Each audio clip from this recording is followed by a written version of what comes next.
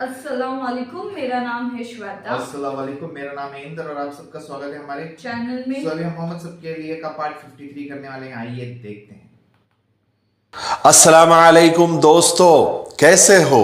उम्मीद है कि सब खैरियत से होंगे। अल्लाह आप लोगों को ऐसे ही खुश रखे। सरकार दो आलम सल्लल्लाहु अलैहि वसल्लम की पूरी जिंदगी पर बनने वाली वीडियो सीरीज जिसका नाम मोहम्मद सबके लिए है सल्लल्लाहु अलैहि वसल्लम, आज उसका 53वां हिस्सा यानी पार्ट 53 है। थोड़ा हम रिकैप कर लेते हैं कि हमने 52वें हिस्से में क्या सुना। हमने 52वें हिस्से में सुना कि आप सल्लल्लाहु अलैहि वसल्लम की साहबजादी हजरत ज़ैनब रजी अल्लाह तआला अन्हा को कैसे मदीना वापस लाया गया। फिर हमने ये भी सुना कि अम्मा जान हजरत आयशा रजी अल्लाह तआला अन्हा की रुखसती हुई। फिर हमने ये भी सुना कि सैयदतुन निसा हजरत फातिमा रजी अल्लाह तआला अन्हा का निकाह हजरत अली रजी अल्लाह तआला अन्हु से हुआ। फिर हजरत हफ्सा बिनते उमर रजी अल्लाह तआला अन्हा का निकाह भी हुजूर पाक सल्लल्लाहु अलैहि वसल्लम से हुआ।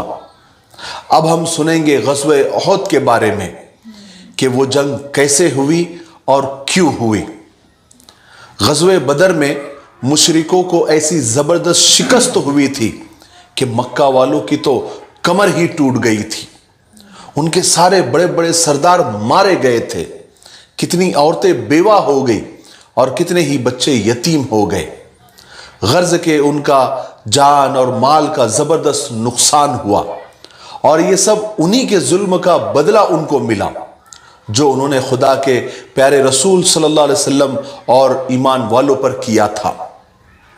मगर बजाय सबक सीखने के मुशरिकीन मक्का दुश्मनी में अंधे हो रहे थे।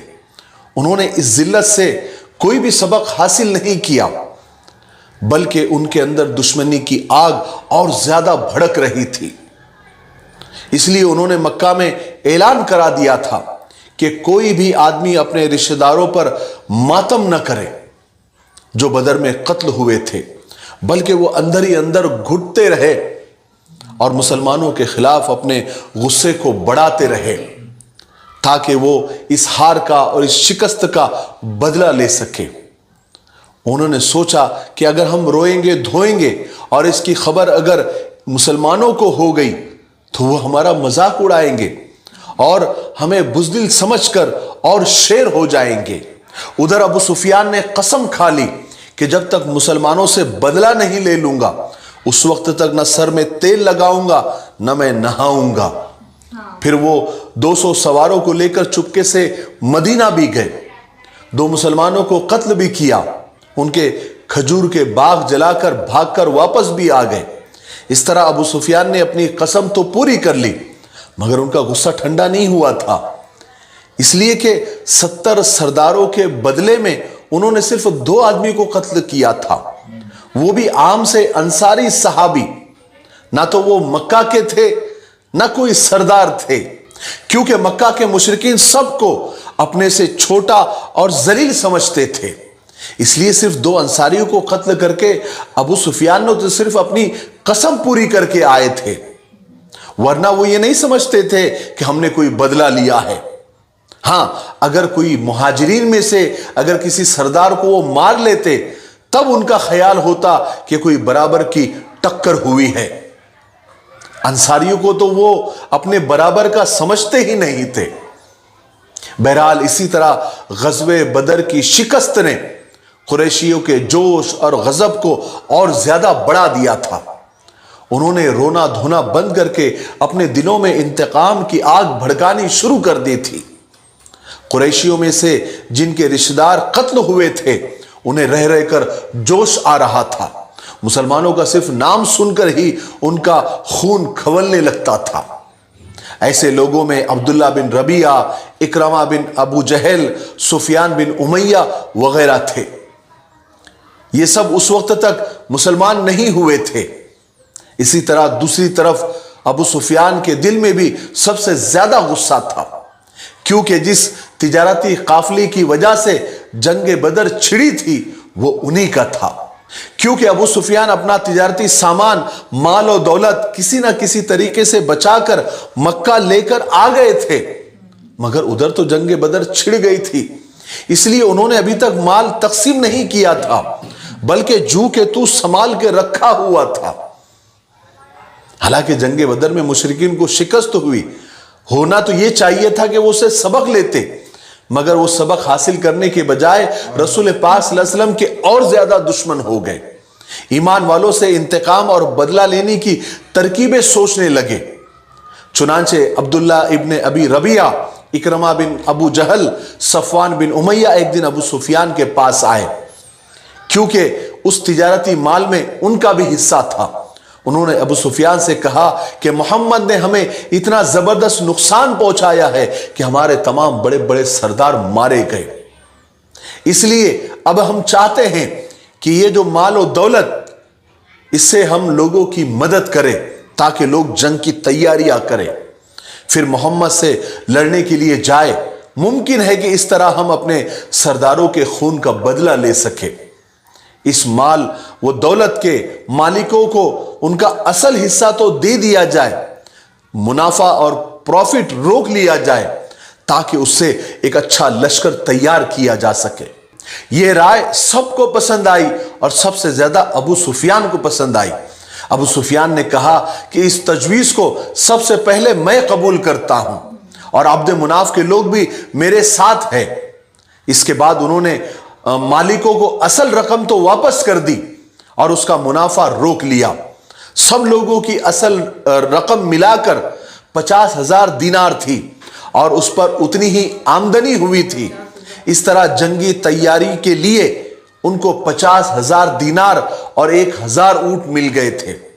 اس دفعہ تو جنگ کی تیاریاں بڑے شور اور زور سے ہونے لگی اور ان تیاریوں میں مدینہ کے یہودی اور منافقوں نے خفیہ طور پر مدینے کی پل پل کی خبریں پہنچا کر مکہ والوں کی خوب مدد کی۔ بہرحال مکہ والوں نے ادھر ادھر رہنے والے قبیلوں میں اپنے شاعروں کو بھیجا تاکہ وہ لوگ رسول خدا اور مسلمانوں کے خلاف لوگوں کو بھڑکا کر انہیں اس جنگ میں ساتھ دینے کے لیے اکسائے۔ ان شاعروں میں ایک مشہور شاعر ابو عزہ بھی تھا۔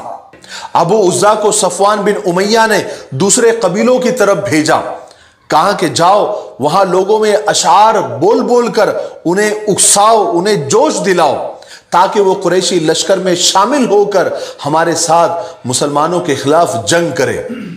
بہرحال اس کا اثر یہ ہوا کہ دوسرے بہت سارے قبیلوں کے لوگ آ کر قریشی لشکر میں شامل ہو گئے۔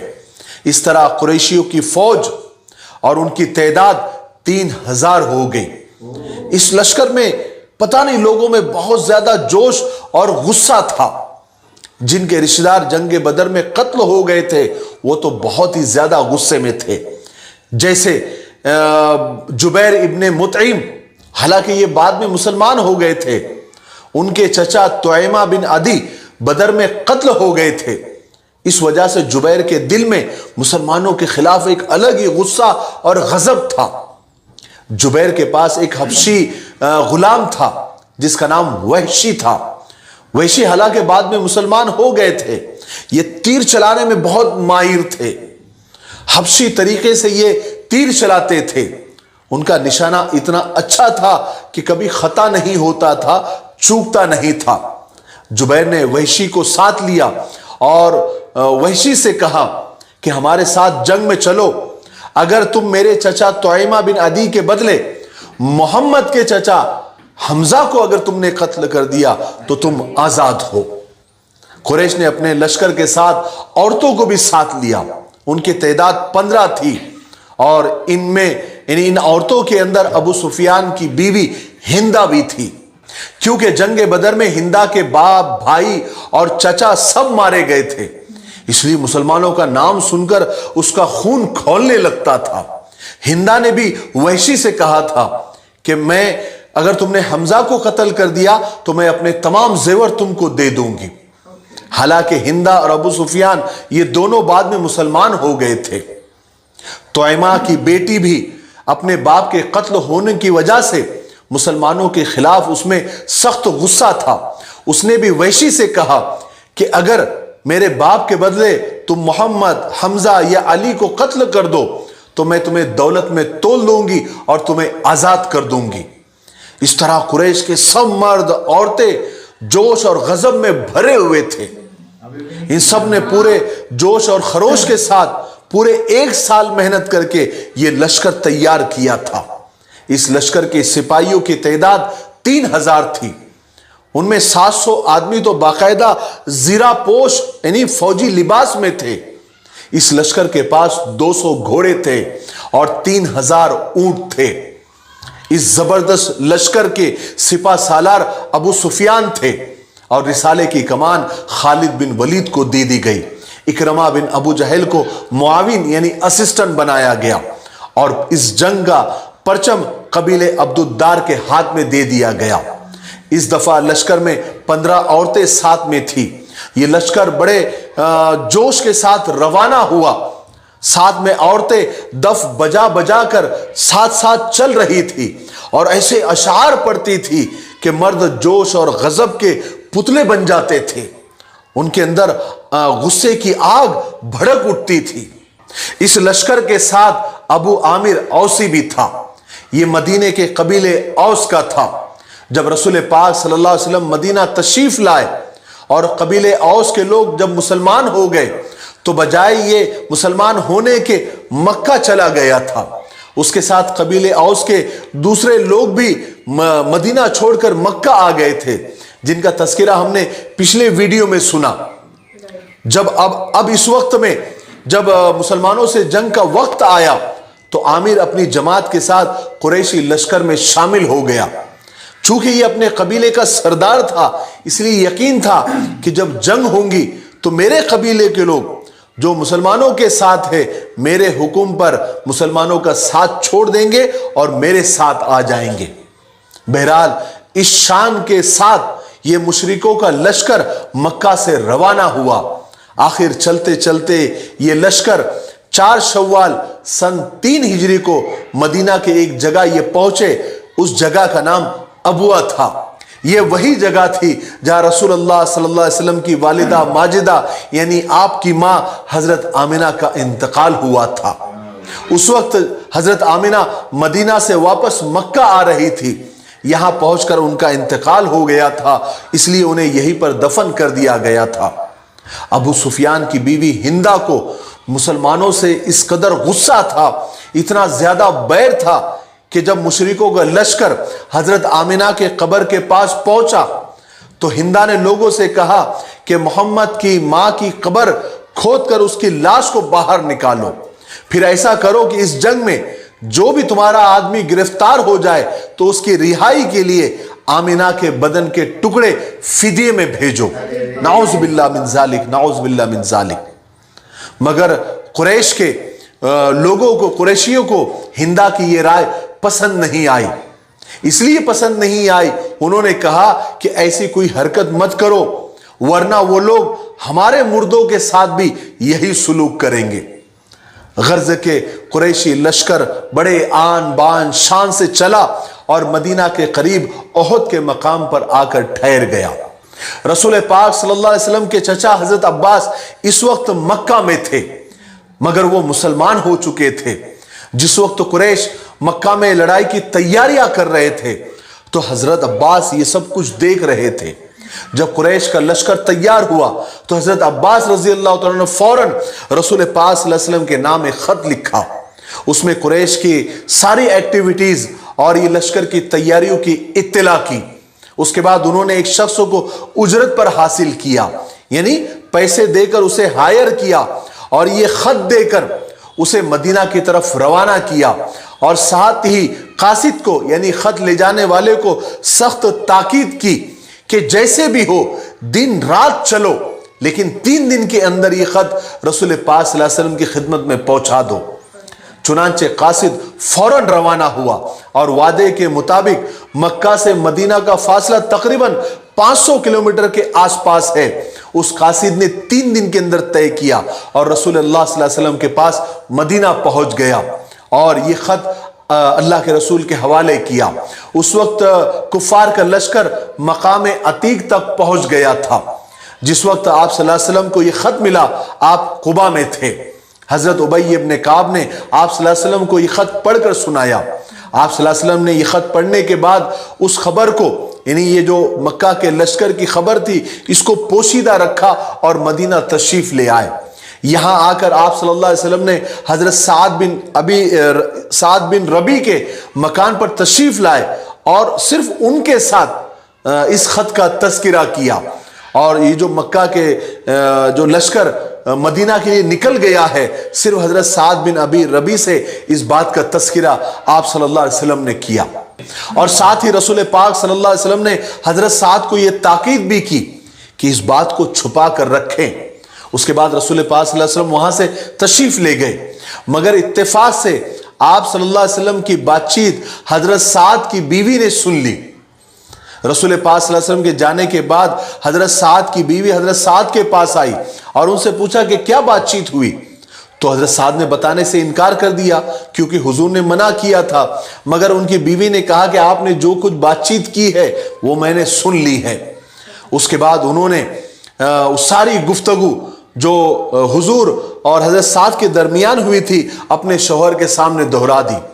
حضرت سعد تو بہت پریشان ہوئے کہ اتنی راز کی بات اس نے سن لی ہے۔ انہوں نے اپنی بیوی کا ہاتھ پکڑا اور سیدھا حضور کی خدمت میں پہنچے اور عرض کیا کہ یا رسول اللہ، مجھے ڈر ہے کہ یہ خبر پھیل جائے گی، کیونکہ یہ میری بیوی نے سن لیا ہے، اس عورت نے سن لیا ہے، اور آپ سمجھیں گے کہ یہ خبر میں نے پھیلائی ہے، حالانکہ آپ نے اس راز کو چھپانے کا حکم دیا ہے، لیکن اس عورت کو معلوم پڑ گیا ہے، اب کوئی گارنٹی نہیں ہے۔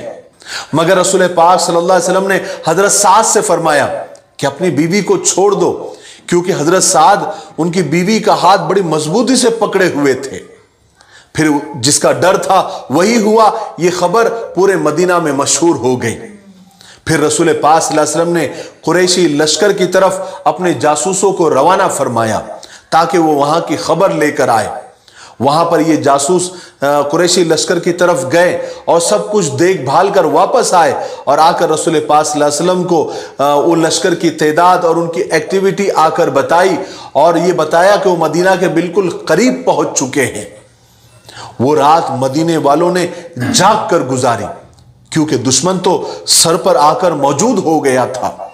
ہر لمحہ مدینہ والوں کو یہ دھڑکا لگا ہوا تھا کہ کہیں مشرکین اور مکہ والے رات کو سوتے ہوئے کہیں اچانک حملہ نہ کر دے۔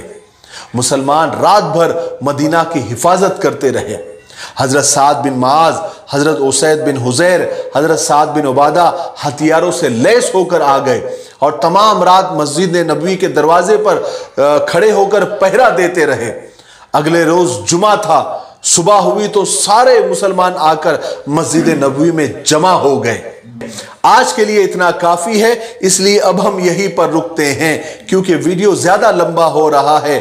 آنے والے 54ویں حصے میں ہم جنگ احد کے ہی واقعات سنیں گے، اور جنگ احد کے واقعات ہم تفصیل سے سنیں گے، تو شاید 2-4 حصے 2-4 پارٹس اس میں چلے جائیں، لیکن آپ کو جنگ احد کی مکمل واقعہ آپ کو سنائیں گے، اور اس سے جو قیامت تک آنے والے مسلمانوں کو، ایمان والوں کو اور انسانوں کو جو سبق ملا ہے وہ بھی ہم آپ کو بتائیں گے۔ تب تک آپ تھوڑا انتظار کریں اور اس سیریز کے ویڈیوز کو زیادہ سے زیادہ لائک کریں، شیئر کریں اور اچھے اچھے کمنٹ کر کے ہم کو حوصلہ دیتے رہیں۔ اور آخر میں وہی ہماری کتاب روضۃ الاطفال کے بارے میں کہوں گا کہ آپ اس کتاب کو منگائیں۔ یہ بچوں کے لیے، بڑوں کے لیے، گھر میں مرد عورتوں کے لیے، انجمن عربی مسجد میں مدرسے میں پڑھانے کے لیے، ابتدائی تعلیم کے لیے بڑی بہترین کتاب ہے۔ رومن، انگریزی، اردو اور عربی زبان میں ہیں۔ اس کے علاوہ آن لائن جس کو بھی قرآن پاک اور قاعدہ تجوید کے ساتھ پڑھنا ہے، مسجد اور مدرسے سے دور رہتے ہیں، تو ان کے لیے بہترین موقع ہے کہ وہ online Miftahi online academy join کریں۔ یہ سارے یعنی دونوں چیزوں کے، روضۃ الاطفال کے بھی اور آن لائن کے بھی جو پوسٹر ہے وہ آپ کو سامنے نظر آ رہے ہوں گے۔ آپ اس پر دیے گئے نمبروں پر کانٹیکٹ کریں اور مفتاحی آن لائن اکیڈمی جوائن کریں اور اس کو زیادہ سے زیادہ شیئر کریں۔ مجھے امید ہے کہ آپ ضرور ایسا کریں گے کیونکہ آپ لوگ بہت اچھے ہیں۔ اللہ تعالیٰ آپ کو خوش رکھے۔ تب تک آپ میرے لیے، पूरी उम्मत के लिए और पूरी इंसानियत के लिए खैर और भलाई की दुआ करते रहे। अस्सलामु अलैकुम व रहमतुल्लाहि व बरकातुहू।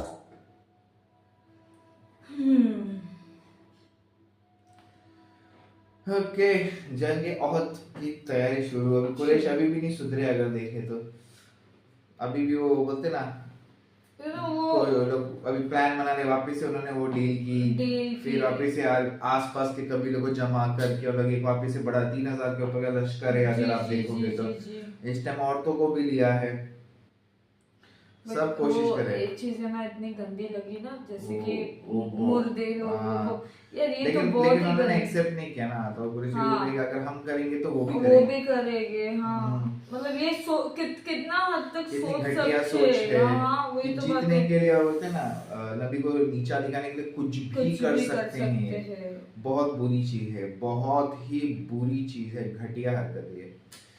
पर अब शुरू है, जैसे उन्होंने 3-4 पार्ट लगेंगे जंग ओहद को, ऑफ कोर्स वो तो उन्होंने वही बोला ना, और डिटेल्स में बताया जाए। ठीक है, देखना होगा आगे क्या है। अभी तो शुरुआत है, इसमें तो खाली बेसिक इन्फॉर्मेशन दिया गया था कि कैसे तैयारियां शुरू हो रही है, और देखते हैं आगे। तब तक के लिए वीडियो को like, subscribe, share, comment, click on the bell icon. Bye bye.